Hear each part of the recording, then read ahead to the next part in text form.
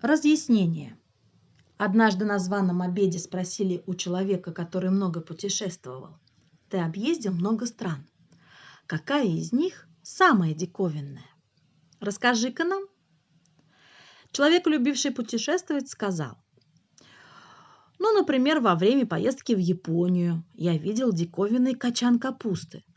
Под лист этой капусты можно было поместить 50 человек». Один из сотрапезников добавил: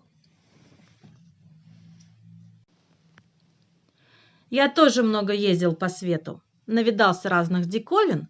В Японии, например, 300-400 человек изготавливают огромный котел. Внутри него работает 100 человек». Первый спросил: «А для чего понадобился такой котел?» Второй ответил: «Ну, вероятно, чтобы варить капусту, о которой вы рассказывали», — ответил второй собеседник. На сегодня это все.